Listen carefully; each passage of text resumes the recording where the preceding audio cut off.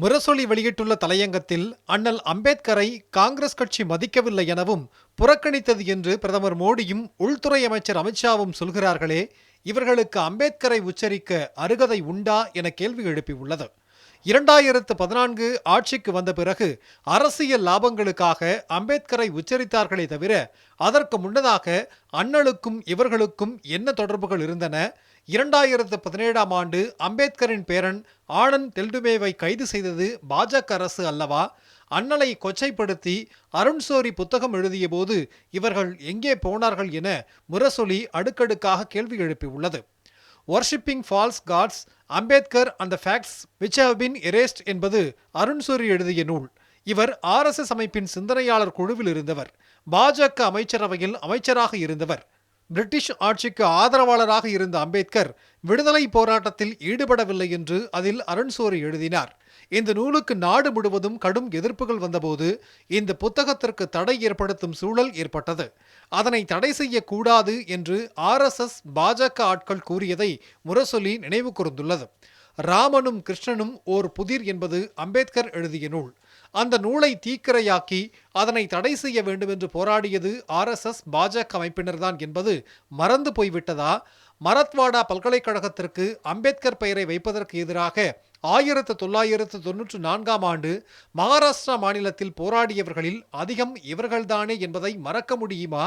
அம்பேத்கரின் சிலைகள் அவமானப்படுத்தப்பட்டனவே, தலித் மக்கள் தாக்கப்பட்டார்களே என முரசொலி வினவி உள்ளது. குஜராத் மாநிலத்தில் இடஒதுக்கீட்டிற்கு எதிராக உயர் வகுப்பினர் 1980ஆம் ஆண்டு போராட்டம் நடத்தினார்கள். அப்போதும் அம்பேத்கர் சிலைகள் தான் சேதப்படுத்தப்பட்டன. RSS அமைப்பின் தலைவராக சுதர்சன் பொறுப்பேற்ற போது இந்திய அரசியலமைப்பு சட்டம் இந்துக்களுக்கு விரோதமானது, மேற்கத்திய கொள்கைகளின் அடிப்படையில் அது உருவாக்கப்பட்டது, ஆகையால் நாம் அதை புறம் தள்ளிவிட்டு புதிய அரசியலமைப்பு சட்டத்தை எழுத வேண்டும் என்று சொன்னார். அம்பேத்கரை இழிவுபடுத்தும் செயலல்லவா இது என முரசொலி தெரிவித்துள்ளது. சமூக நீதியை உருவாக்க சமூகத்திலும் பொருளாதாரத்திலும் பின்தங்கிய மக்களுக்கு இடஒதுக்கீடு வழங்குவதை முதல் அரசியலமைப்பு சட்ட திருத்தமானது 1951ஆம் ஆண்டு ஏற்றுக்கொண்டது. இதனை செயல்படுத்தி கொடுத்தவர் அன்றைய பிரதமர் நேரு. ஆனால் பொருளாதார அளவுகோல் வேண்டும் என்று அப்போது சொன்னவர் இந்து மகாசபை உறுப்பினரான ஷியாம பிரசாத் முகர்ஜி. இந்த திருத்தத்தை பிரதமர் நேருவும் சட்ட அமைச்சர் அம்பேத்கரும் நிராகரித்தார்கள். இது தொடர்பாக வாக்கெடுப்பு நடத்த வேண்டும் என்று சொன்னவர் ஷியாம பிரசாத் முகர்ஜி.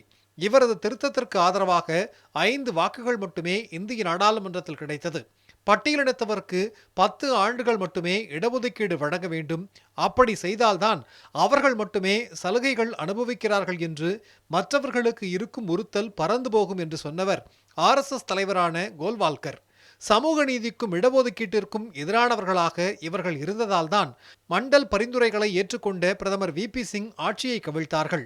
பிற்படுத்தப்பட்ட மக்களுக்கு மத்திய அரசு பணிகளில் 27% விழுக்காடு இடஒதுக்கீடு வழங்கப்படும் என்ற வரலாற்று சிறப்புமிக்க அறிவிப்பை 7/8/1990 அன்று பிரதமர் VP சிங் வெளியிட்டார். அப்போது டெல்லி RSS தலைமையகத்தில் ஒரு கூட்டம் நடைபெற்றது. அப்போதைய பாஜக தலைவர் முரளி மனோகர் ஜோஷி அதில் கலந்து கொண்டார். அன்றைய தேசிய முன்னணி அரசுக்கு வெளியிலிருந்து பாஜக ஆதரவு தெரிவித்து வந்தது. அந்த ஆதரவை வாபஸ் வாங்க வேண்டும் என்று அந்த கூட்டத்தில் வலியுறுத்தப்பட்டது.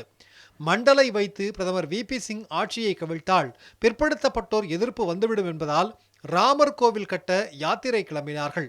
இது தொடர்பான பாஜகவின் தேசிய குழு கூட்டத்தில், அதாவது 1990 செப்டம்பர் 14 VHP தலைவர் அசோக் சிங்கால் சிறப்பு அழைப்பாளராக வரவழைக்கப்பட்டார்.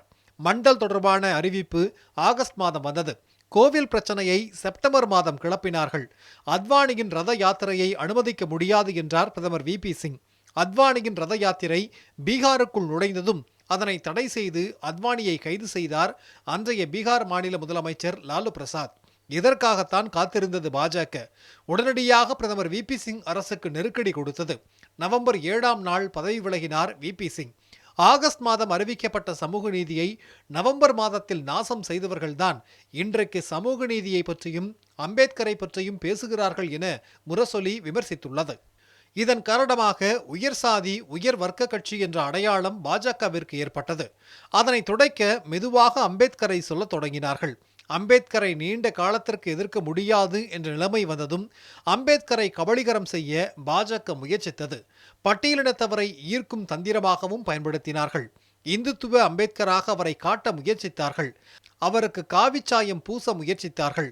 பட்டேலுக்கு எதிரானது காங்கிரஸ், அம்பேத்கருக்கு எதிரானது காங்கிரஸ் என்று புனைவு வரலாறுகளின் மூலமாக நிகழ்கால உண்மைகளை பாஜக மறைத்துக் கொண்டிருக்கிறது. இந்தியாவிற்கு, இந்திய மக்களுக்கு, இந்திய அரசியலமைப்பு சட்டத்திற்கு எதிரானதல்லவா பாஜக என முரசொலி தனது தலையங்கத்தில் தெரிவித்துள்ளது.